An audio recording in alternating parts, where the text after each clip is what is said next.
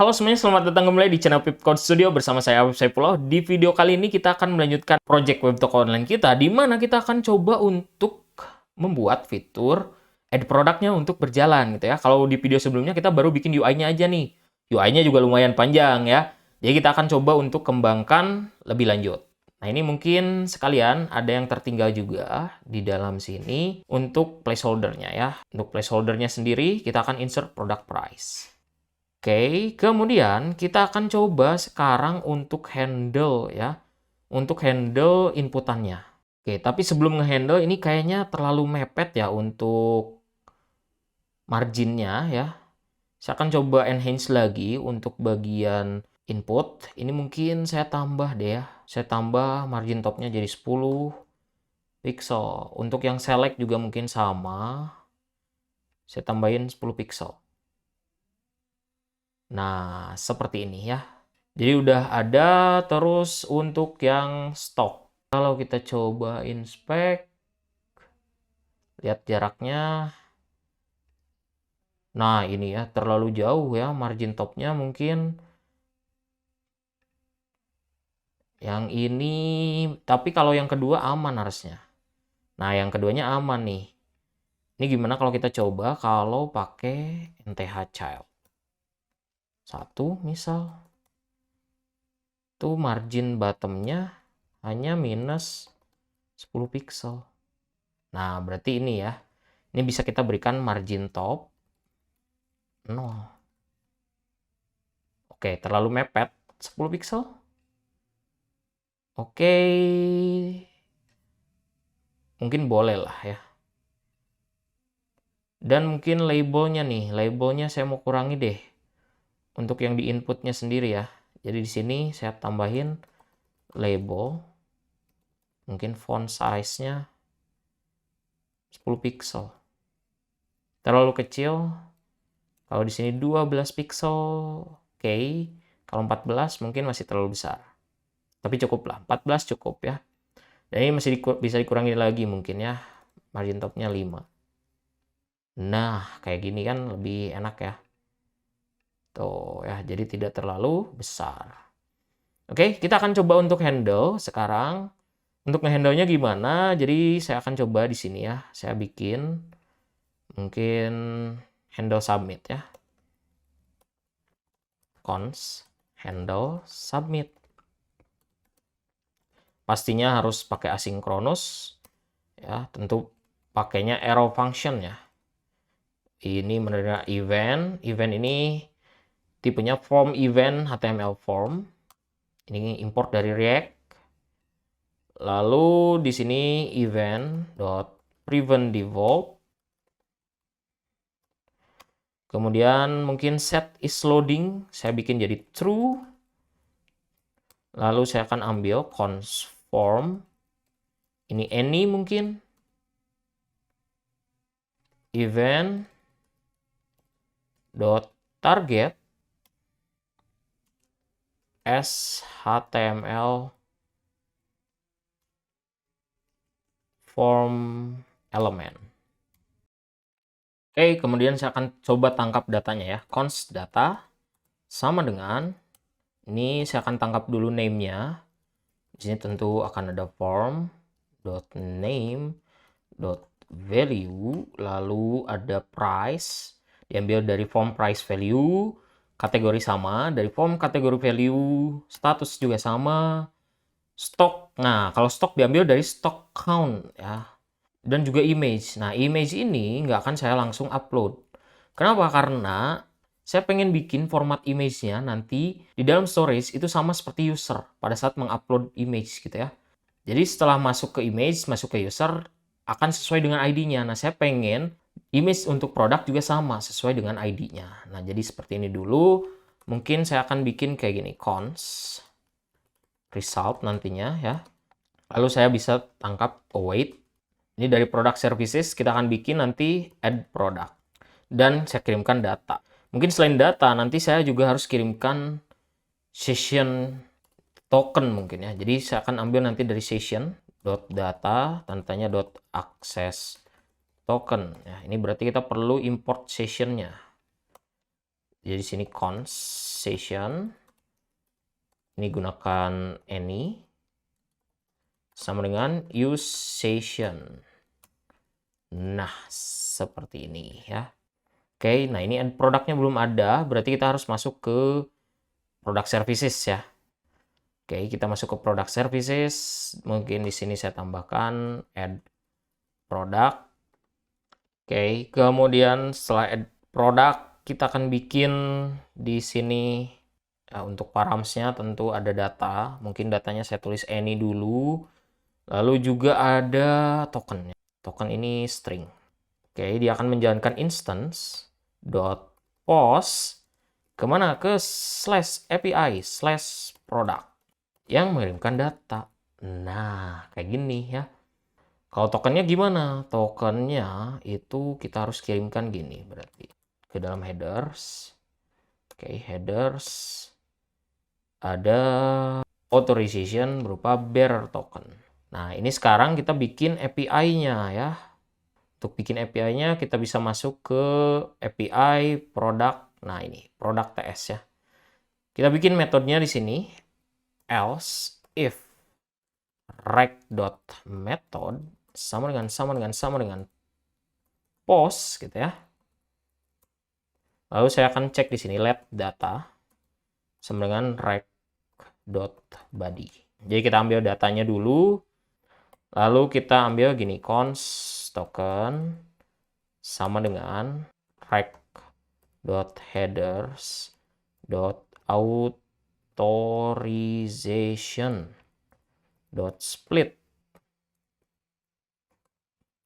Oke, 1 atau string kosong. Nah, saya akan JWT verify di sini. Itu adalah token. Kemudian saya akan masukkan process.env.nextOut underscore secret atau kosong. Sini mungkin JWT-nya saya perlu import ya. Import JWT from JSON Web Token. Oke, kemudian kita butuh asynchronous di sini.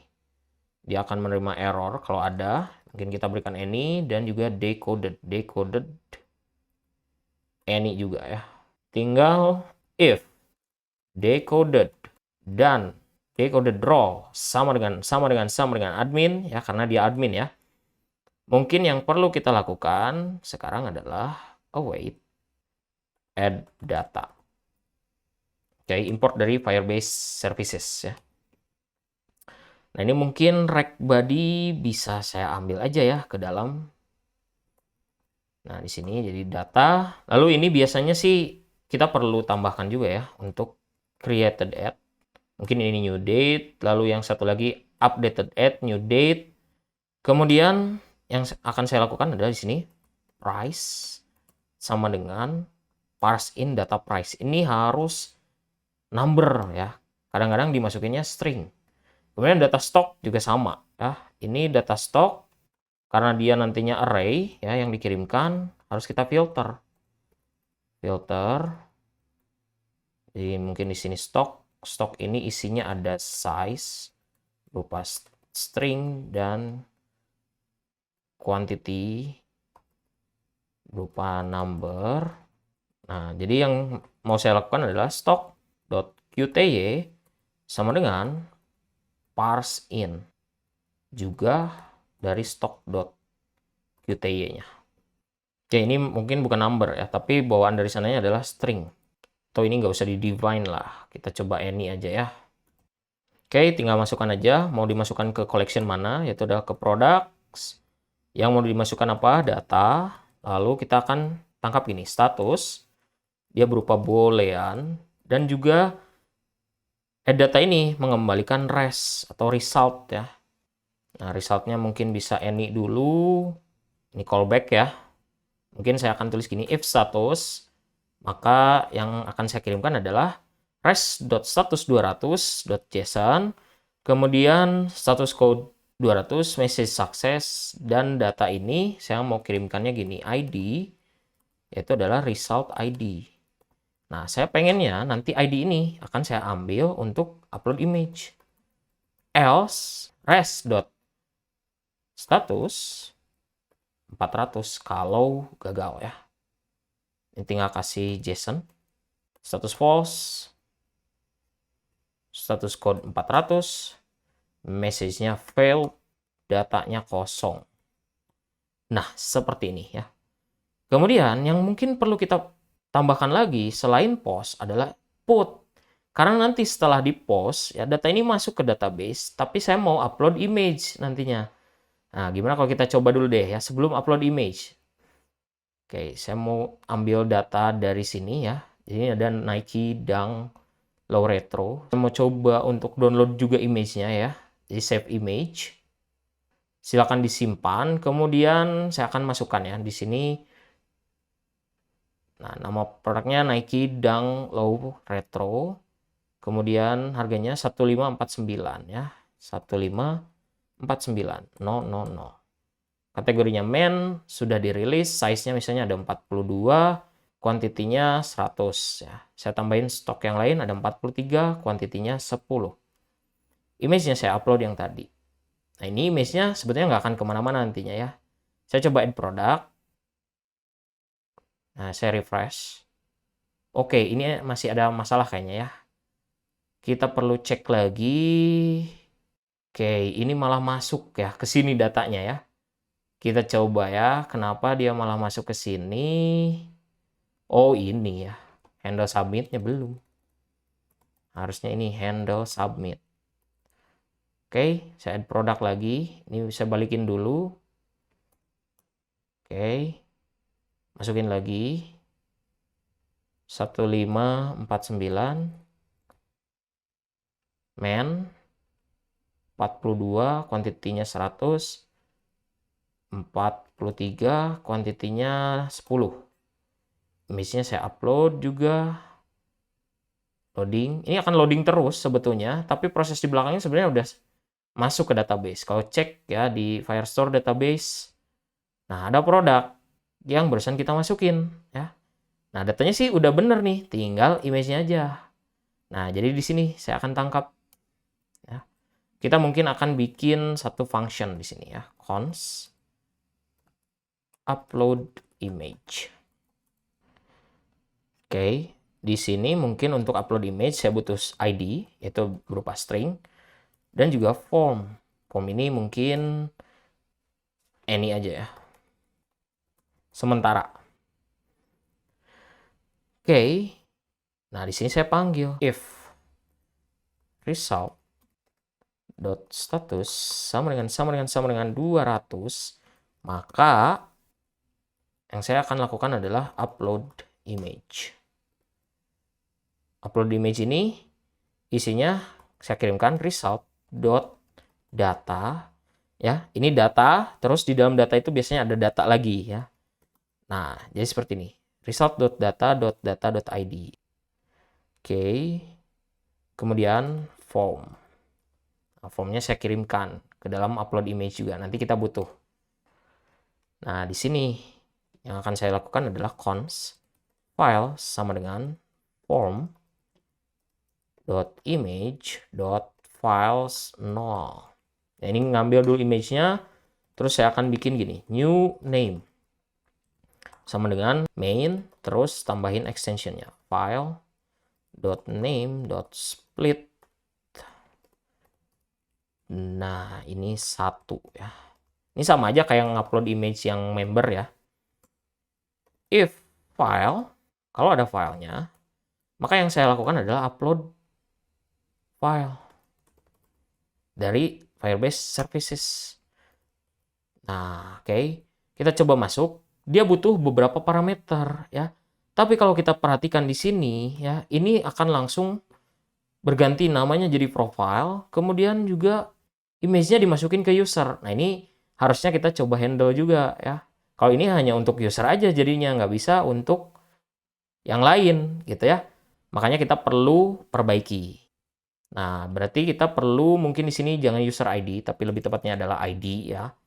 Kemudian selain itu mungkin ada filenya, lalu ada new name gitu ya, nantinya nama barunya yang perlu kita kirimkan, dan juga tipenya.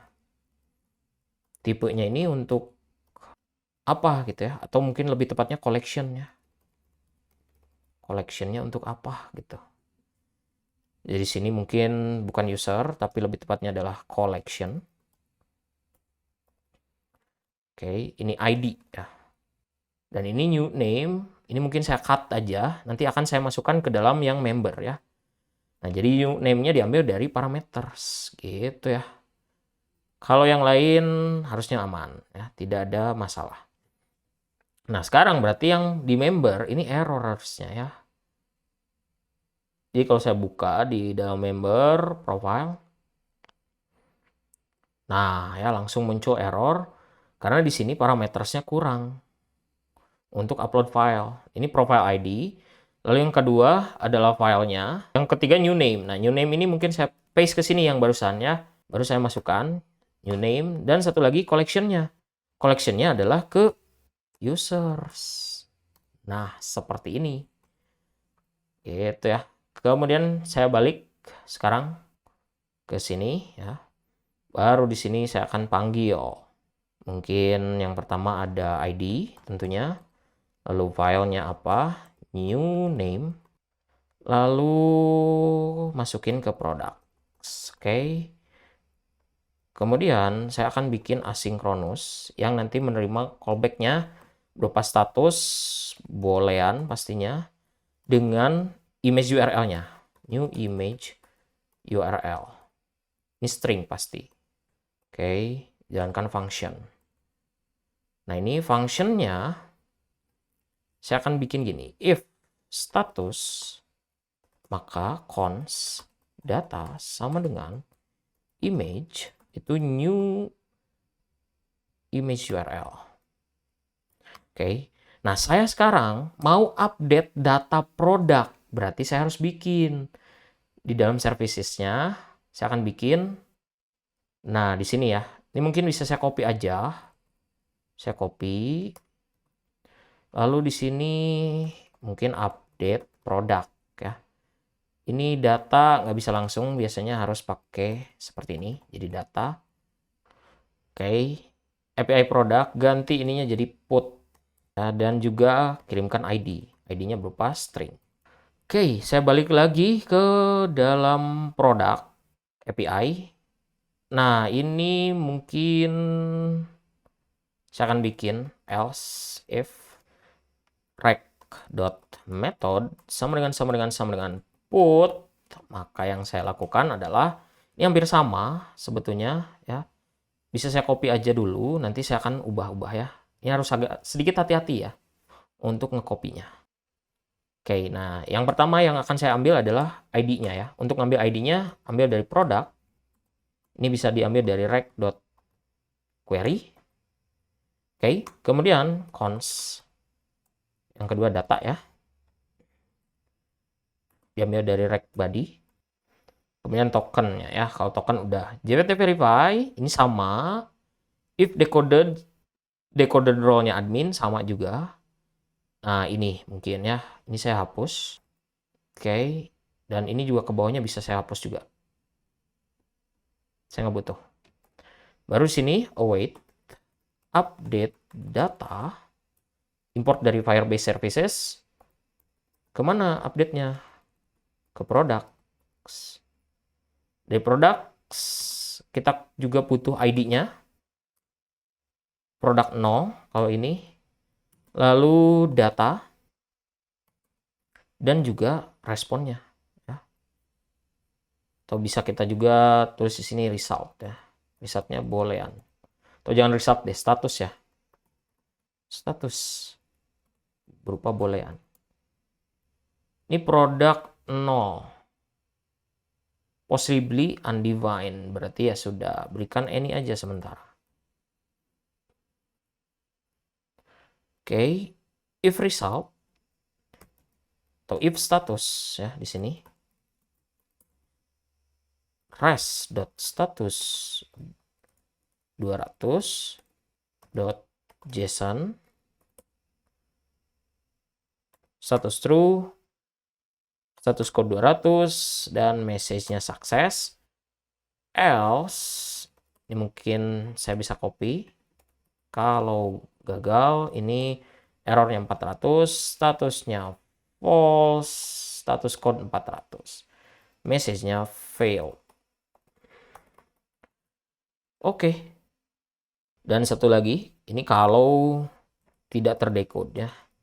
Kita bikin res.status 403.json ya. Artinya dia bukan admin ya.